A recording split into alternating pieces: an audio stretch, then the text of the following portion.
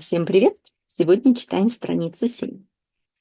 First, let's read the first sentence. Let me very quickly see if there are any U's in here. No. В отличие от мистера Дурсля, находившиеся на улице люди отлично видели этих сов, стремительно пролетающих мимо них одна за другой, и широко раскрывали рты от удивления и показывали на них пальцами. Okay, let's take a look what we had in the original. Oh, that was this kind of like paragraph. This was a little bit discombobulated in the Russian version. So where the translator kind of like completely changed the structure of the paragraph. But here we have, though people down the street did. So basically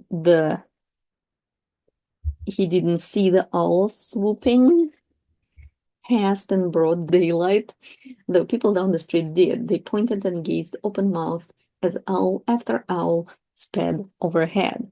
So, and that's what we have here. So this though in English, in Russian it's basically хотя люди на улице видели. So here we are using в отличие от мистера Дурсля, and that basically means like unlike or in contrast to Mr. Dursley. So we have в отличие от plus genitive.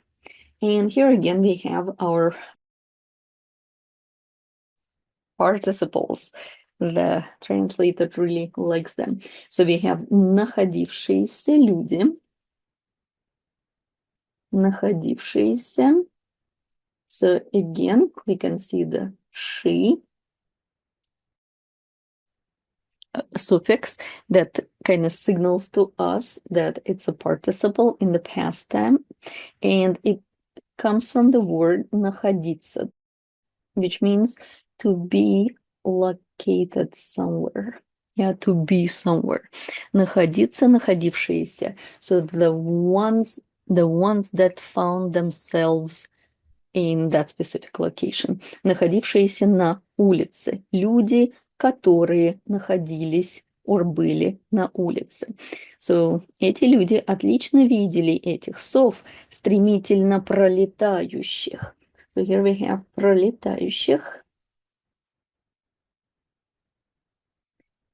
And the suffix «ющ» indicates that it's the present tense participle. And of course, the verb would be пролетать. And про, in this case, goes with мимо, so kind of like pass by. So they were passing by flying. Одна за другой. Here we have owl after owl, owl after owl, and одна за другой literally means one after another. And here we have gazed open-mouthed, and in Russian, the translator translated it with the verb «они широко раскрывали рты». So they were opening their mouths widely. От удивления. От plus emotion is like when some action is caused by coming from like a feeling, от удивления, от радости, от боли, yeah, from surprise, from joy, from pain, something happened. И показывали на них пальцами, and then пальцами, you can see it's the instrumental, so when we show with our finger, we basically are saying our finger is the instrument of showing. That's why it's the instrumental case. Okay. Большинство этих людей в жизни своей не видели ни единой совы, даже в ночное время. So in English, we have most of them had never seen an owl, even at nighttime. And I would say in English, it's, the manner of speaking is pretty, bland. Yeah, most of them had never seen an owl, even at nighttime. Большинство из них никогда не видели сову, даже, or сов, даже в ночное время. So the translator made it a little bit more expressive, I would say. So, and here we can see it, большинство этих людей в жизни своей. So, in their life. And when we put своей behind the noun, it just gives us a more expressive kind of like way of saying something. And ни единой совы. Ни единой is kind of like a literary, a little bit like high standard way of expressing not even one. And usually, so единый literally mean united. So единый, for example, goes with the word единство or unity. But in expressions like не единый, that would be just like not even one. And we use it in like some idiomatic expressions. For example, у меня нет ни единой минуты. Ни единой минуты. Not a minute to my name. Like I don't have a minute to my name. У меня нет, oops, I'm sorry, минуты. I was thinking one thing and writing another. У меня нет ни единой минуты. I don't have a minute to my name. Kind of like, again, expressing it in a more emotional way. And that's what we have here. Не видели ни единой совы. We can just as easily say, не видели ни одной совы. Они вообще никогда не видели сов, даже в ночное время. And the next one. Лишённое. В общем, у мистера Дурсля было вполне нормальное, лишённое сов утро. Было вполне нормальное утро, которое было лишено сов, лишённое сов. And in English we have Mr. Dursley, however, had a perfectly normal owl-free morning. So let's see how owl-free is expressed again for the participle. So here we have лишённое. Лишённые. And this yen suffix shows us that is a passive participle. So literally было лишено. And лишить is to take something away. Yeah, so like not let a person have something, to take something away so that the person doesn't have it. So in this case, yeah, all three is translated very well. So лишённое сов утра, even though we're using kind of like more difficult vocabulary than the English does. So again, here we have он накричал на 5 подчиненных, сделал несколько важных звонков и несколько раз повысил голос на своих телефонных собеседников. So in the original, we have actually several separate sentences. He yelled at 5 different people, period. He made several important telephone calls and shouted a bit more. Okay, so here we have он накричал на 5 подчиненных. And 5 as a number, can change. And when we have накричать на plus accusative, плюс винительный падеж, but of course we also have kind of like the genitive form because it's animate. So на 5, 5 will change to 5, like 5 people, and then it will change to 5. So 5 means like 5 people as a group. And in this case, we have на 5 подчиненных. In the English version, we just say, it just says he yelled at 5 different people.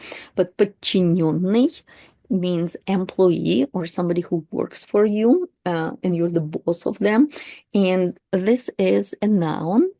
But at the same time, it's very similar, as you can see in the form, to лишённый. That's basically a passive participle, which basically means the ones that are under your control, so to say. Они вам подчиняются. Окей, несколько раз повысил голос. So here we have накричал and повысил голос are both synonyms. So накричать is more like yelling yelling at somebody for, for something that you're not happy with. And it's like if I hear накричал, I would say it was pretty loud. Повысить голос is kind of like talking with literally повысить голос, to raise the voice. So when you're not happy with something, but you're not exactly yelling, we're повысить голос. So sometimes when, the discussion is starting to get heated, people can tell each other, не надо повышать голос. Не надо повышать голос. Which literally means повышать голос. And that means don't yell at me. Keep your voice down. Okay.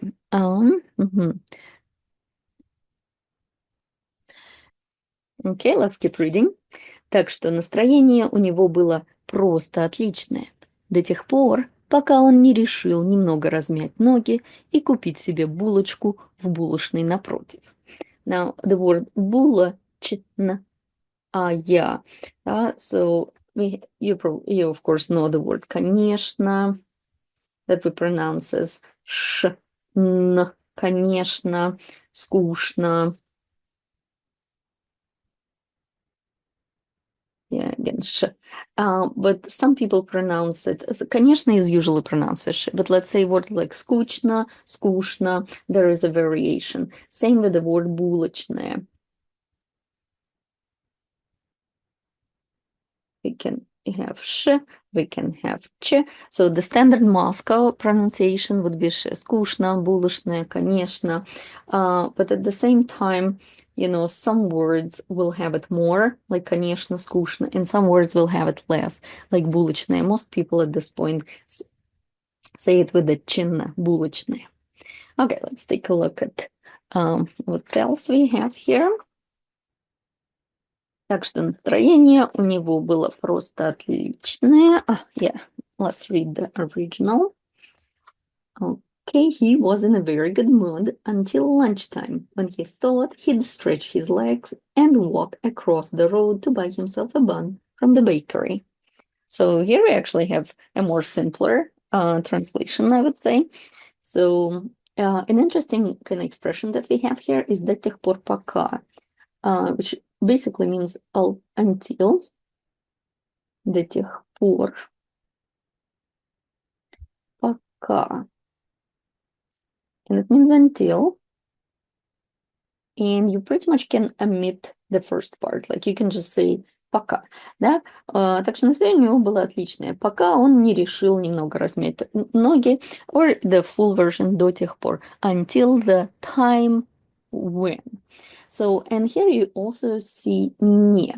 So sometimes we have не, and sometimes we don't. Now we will have не if we have a perfective verb after it. And that's what we have here. Он решил немного размять ноги. Решить is a perfective verb. So until he decided, if decided is a perfective verb, you will need не in front of it. Without не would be plus the imperfective verb. For example, до тех пор, пока вы зарабатываете деньги, вы можете их тратить. In this case, до тех пор, пока basically will be translated as long as. So до тех пор, пока вы зарабатываете деньги, as long as you're making money, you're allowed to spend them as you wish. Вы можете их тратить как хотите. So, but with the perfective, it will mean until, and it will have the не. And размять ноги is an interesting expression, but literally, it's a good expression for to stretch your legs. Except in English, you stretch, and in Russian, we use the word мять. And мять is like basically to kind of like push till something becomes soft or kind of like wrinkled. Мять. So in this case, размять ноги and stretch your legs are good synonyms. Okay. Мистер Дурсель уже забыл о людях в мантиях и не вспоминал о них, пока не столкнулся с группкой странных типов неподалеку от булочной. Here we have this пока again, and just as I said, and we have a пока не with the perfective verb столкнулся. And as I said, we can have the до тех пор, or we might omit it. So here we have it, we don't have it. And in English, he'd forgotten all about the people in cloaks until he passed a group of them next to the bakers. So that's pretty much a very straightforward translation. So он забыл о людях в мантиях, не вспоминал о них. So in English we have just basically until. So in the translator added он не вспоминал о них. He wasn't even thinking about them until he ran into. And here we have a group as группка. So группа, the proper way to say group, группа, is the standard way, so you can say с группой странных типов. But if you want to show your more negative condescending attitude, you can call it какая-то группка странных типов. Not группа, but группка, so even more condescending. Странных типов, and again, tip means dudes or somebody very suspicious about. We had it in page 6. Неподалеку от булочной, next to the bakers. Он не мог понять, почему при одном только взгляде на них ему становилось не по себе. He didn't know why, but they made him uneasy. That's pretty much it. Он не мог понять, he couldn't understand, почему при одном только взгляде на них. Why? By basically taking just one look at them, ему становилось не по себе.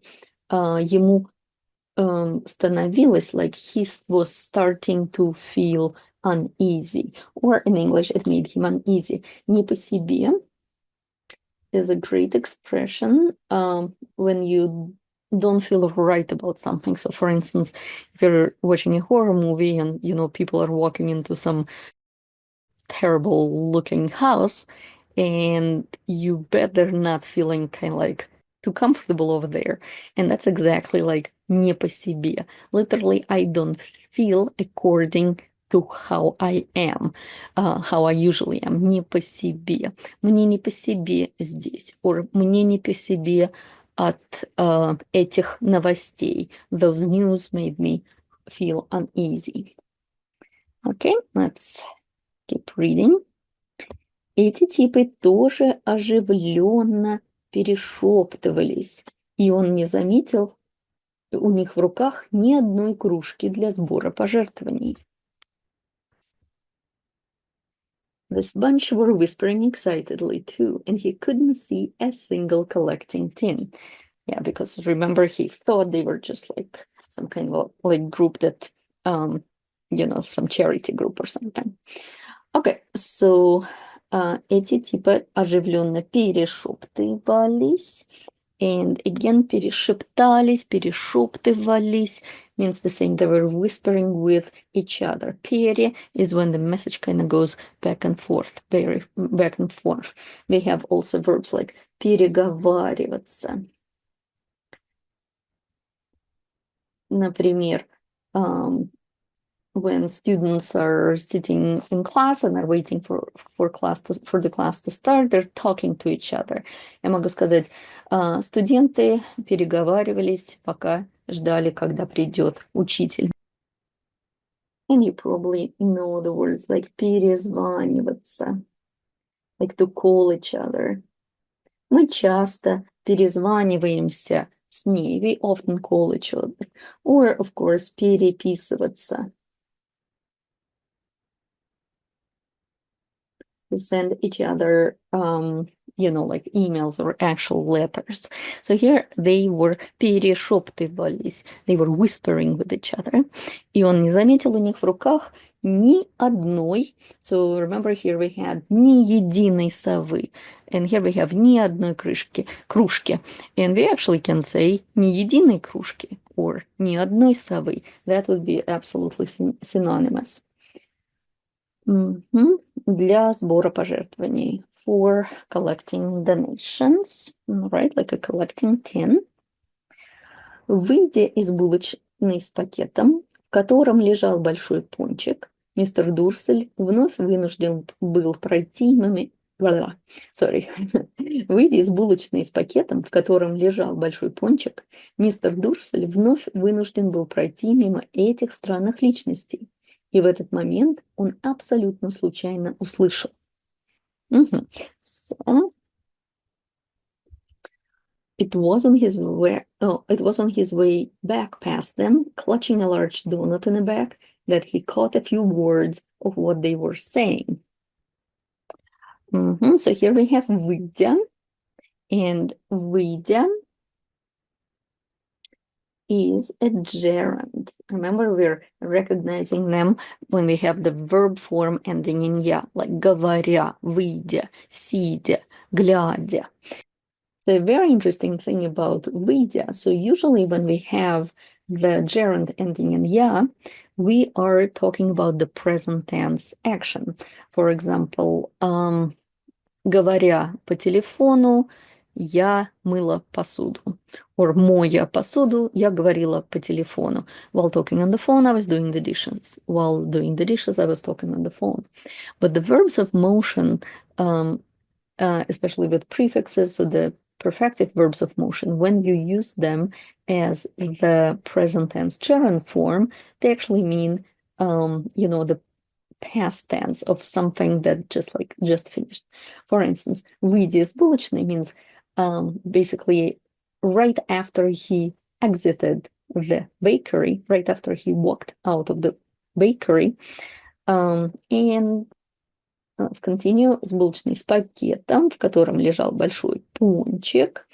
Мистер Дурстель вновь, you already know that it just means снова, again, вынужден был, he had to basically by some circumstances made him do it, вынужден был пройти мимо этих странных личностей. And again, мимо этих странных типов. Личность literally means your personality. But it also can mean the same kind, like somebody who we are speaking somewhat negatively about, like эта личность, этот тип, тоже мне личность. So interesting Russian language, right? So here we can also say пройти мимо этих странных людей, пройти мимо этих странных типов, пройти мимо этих странных личностей. So all of them kind of like just expressing how much he did not like them. And он абсолютно случайно. So he caught a few words. So here in Russian we're expressing it with the adverb случайно, by chance, by happenstance, абсолютно случайно, completely by happenstance, or like happened to hear, or just like the original says, he caught a few words. Да, совершенно верно. Это Поттеры. Именно так мне рассказывали. Да, их сын Гарри. Okay, here everything is very straightforward. The Potters, that's right, that's what I heard. Yes, their son Harry. And here the only thing I want to point out is the word именно. It's like exactly. Именно так мне рассказывали. And here I would actually probably even put the conjunction и, or the word и. Именно так мне и рассказывали, if I wanted to make it a little bit more expressive. Именно так я и сделала. That's exactly how I did it. Именно так она мне и написала. That's exactly how she wrote to me. So I like naturally want to put the и right here. Okay, let's keep reading. Мистер Дурсель замер. Okay, that's it. Mr. Dursley stopped dead. pretty much. Замер is the word is замереть.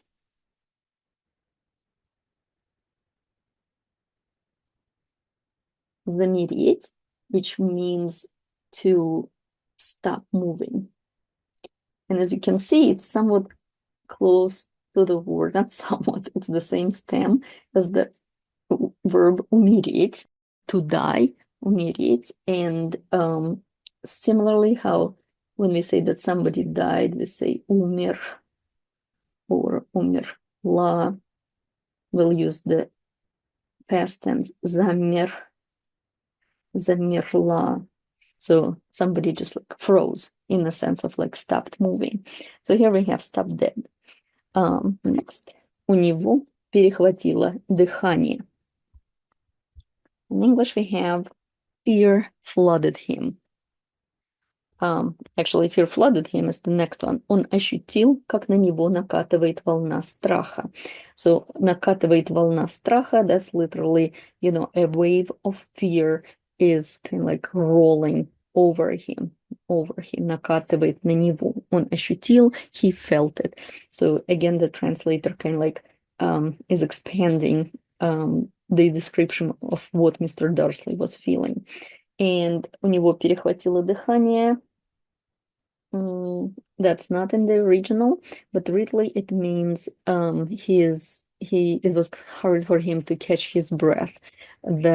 His breath was kind of like caught like that, перехватить. У него перехватило дыхание. Okay? Он оглянулся на шептавшихся типов, словно хотел сказать им что-то, но потом передумал.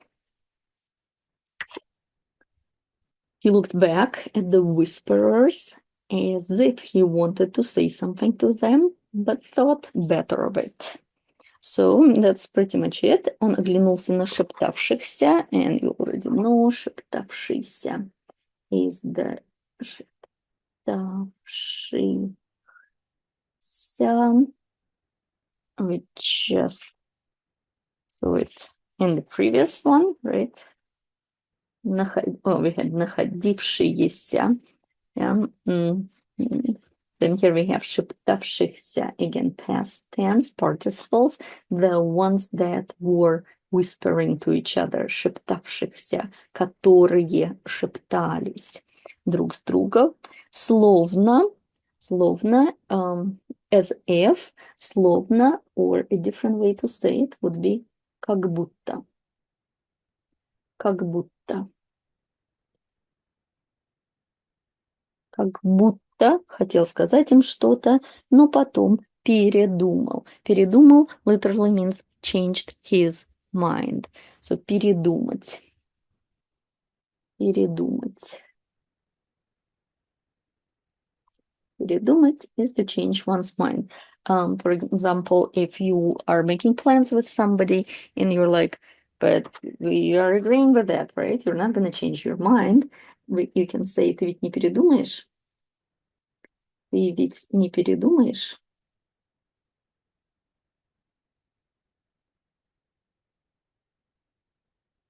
Ты ведь не передумаешь? You will not change your mind, right? And this ведь is basically when you say at the end, like, right? Ты ведь не передумаешь? You're not going to change your mind, right? So that's kind of like our confirming particle word. Okay, let me read through this page. В отличие от мистера Дурсли, находившиеся на улице люди отлично видели этих сов, стремительно пролетающих мимо одна за другой, и широко раскрывали рты от удивления и показывали на них пальцами. Большинство этих людей в жизни своей не видели ни единой совы, даже в ночное время.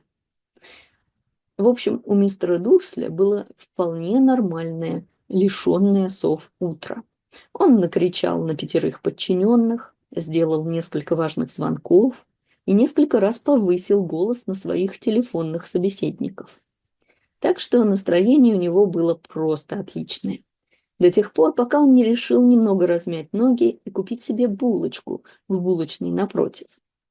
Мистер Дурсль уже забыл о людях в мантиях и не вспоминал о них, пока не столкнулся с группкой странных типов неподалеку от булочной.